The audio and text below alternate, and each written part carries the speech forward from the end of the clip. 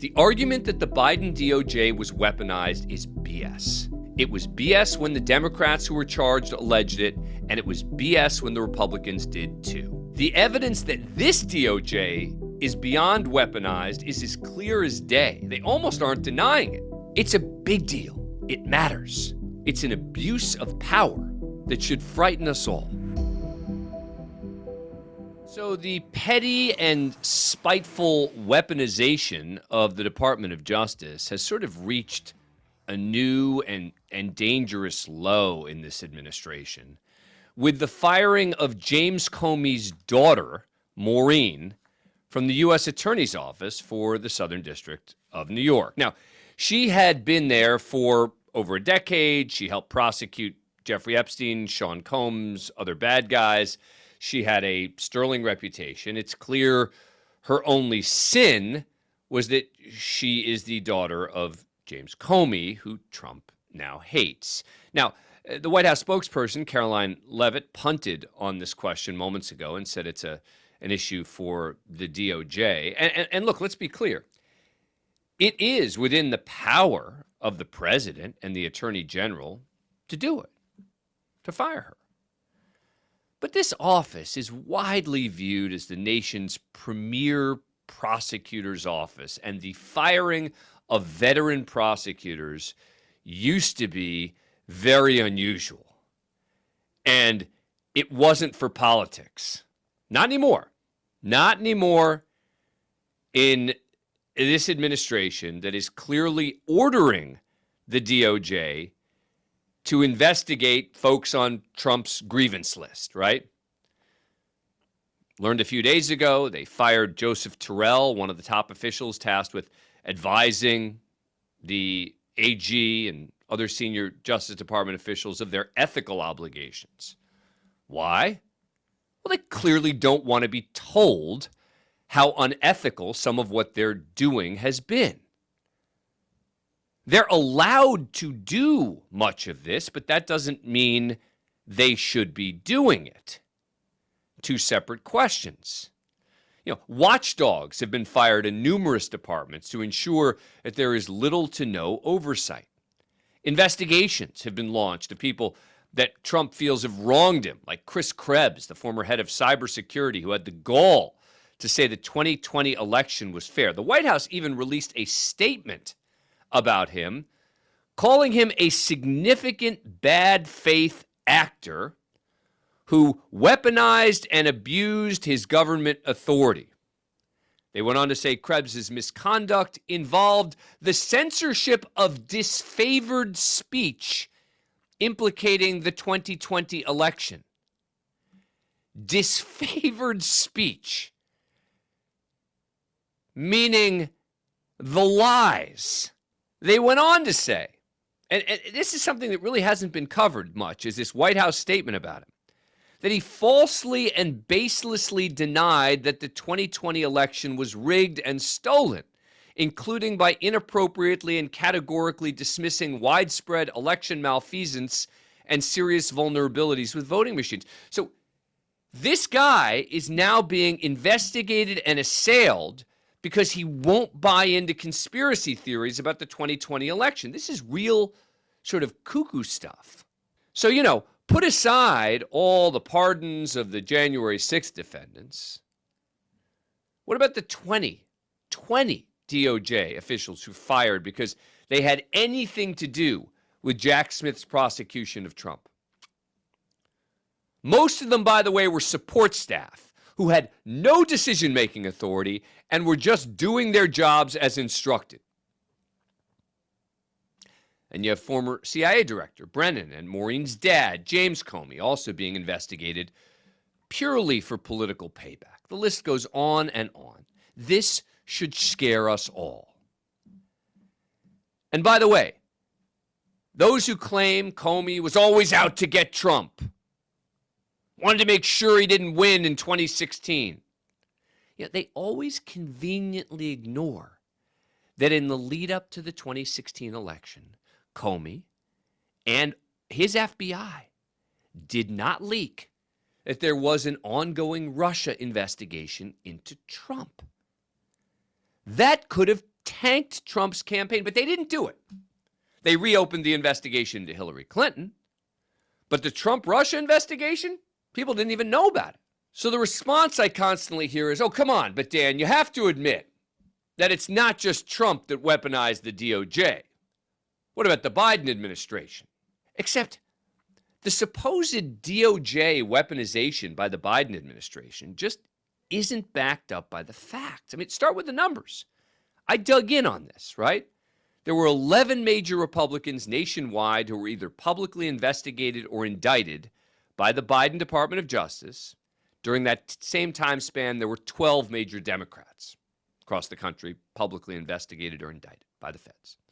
Now, that's not dispositive. It doesn't prove the point. But the fact that it's roughly even offers context, right?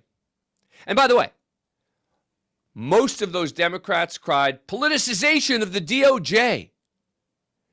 Convicted former Senator Bob Menendez, who was sentenced to 11 years by a conviction from the DOJ under Biden, 18 counts of corruption-related offenses. After his sentence was handed down, here's what he said. This whole process has been nothing but a political witch hunt by the Justice Department's NSD. He isn't the only Democrat to claim the Biden DOJ was weaponized against them. I've talked about this before. Former Baltimore City State Attorney Marilyn Mosby, a Democrat, convicted last year on multiple perjury charges relating to a false mortgage application. She claimed the Biden DOJ targeted her because she too aggressively fought for racial justice, right? It's always the victim. It's never the crime. T.J. Cox, former Democratic congressman from California, charged in 2022 by the Biden DOJ, 28 counts relating to wire fraud and money laundering. Claimed he was the victim of a political prosecution. He accepted a plea deal, pled guilty to 2 of the counts. Former Missouri Democratic Congresswoman Cori Bush, investigated for alleged misuse of campaign funds. She claimed that the investigation against her by the Biden DOJ was being powered by mysterious right-wing forces. New York City Mayor Eric Adams, same song.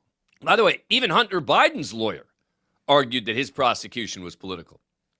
He was a victim of, quote, selective prosecution, and President Biden himself, when pardoning Hunter, claimed his own DOJ was politicized.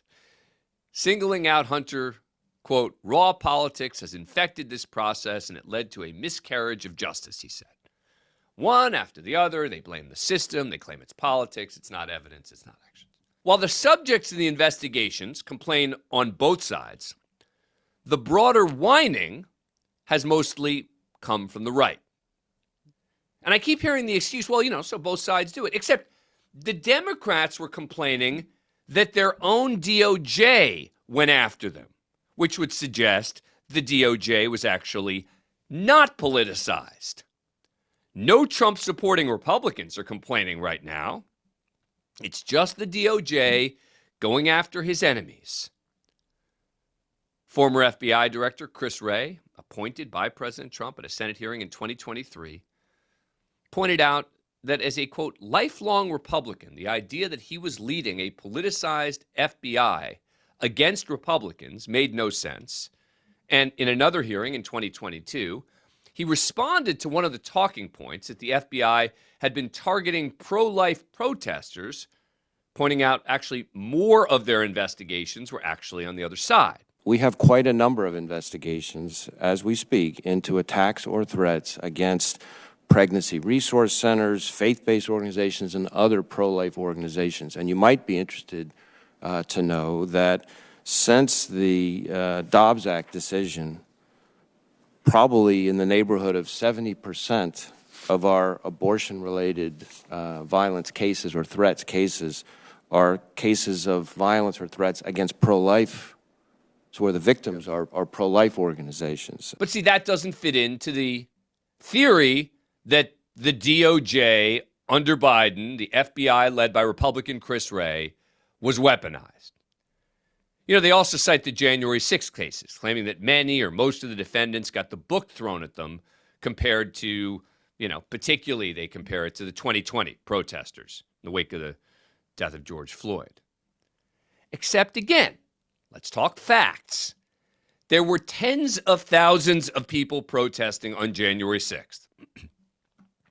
1,600 of them got criminally charged. Only those who went inside the Capitol building or attacked officers. Now, you can have discussions about whether some of the people who walked in and out should have been prosecuted, etc. But there were thousands more who went onto the restricted perimeter on the Capitol grounds when the fencing and the barricades around it were breached, who were not prosecuted even though they technically violated the law. No one talks about them. And as for the summer 2020 rioters, remember, it was Trump's AG, Bill Barr, who led the federal prosecutions. Thousands were arrested. Yes, some had charges dropped based on lack of evidence, or maybe in certain cases they shouldn't have dropped the charges. But an AP, Associated Press, comparison of the charges against January 6th protesters and BLM rioters, published back in June of 2021, found, quote, in more than 300 federal cases stemming from the protests sparked by George Floyd's death, dozens of people charged have been convicted of serious crimes and sent to prison. More than 70 defendants got an average of about 2 years and 3 months behind bars. 10 received prison terms of 5 years or more. So let's at least try to stay focused on the facts. 1,284 felony cases were brought as a result. Again, with some getting serious prison time. And that says nothing, by the way, about state charges that were filed. So even the argument that the January 6th criminals were targeted while the summer rioters were not doesn't fly either. And then there's the claim that the Biden DOJ supposedly targeted parents protesting at school boards. Remember this argument? All right. The main talking point there was a letter from the National School Boards Association issued in 2021 warning of threats to school board members and describing it as akin to domestic terrorism. Now, that organization, the NSBA, later apologized for the language, but the most important point is this. The Justice Department never used that language or endorsed it. In fact, Attorney General Merrick Garland said he disagreed with it. And an investigation determined there was no direct or indirect evidence suggesting the administration requested the letter or specified, edited, or reviewed its contents before it was sent. No parent was prosecuted by the DOJ as a domestic terrorist. The facts matter. They do. But of course, the biggest gripe from the right is the prosecution of Donald Trump. This, they say, shows how the DOJ went after their political opponent. Now, this completely ignores the reality that AG Merrick Garland initially refused to prosecute Trump for January 6th. He clearly didn't want to do it, despite lots of whining from the left. And if he had done it, by the way, when they had wanted in 2021, those cases would have been resolved before the election and might have ended up in convictions. What ultimately forced Garland's hand wasn't the left. It was Trump's lies about the classified documents at his home. Now, to be clear, Trump never would have been prosecuted if he and his team hadn't lied about the sensitive documents he had at Mar-a-Lago. Unlike Joe Biden and Mike Pence, who gave full access to search and recover any documents, the Trump team had particularly sensitive ones, which they lied about.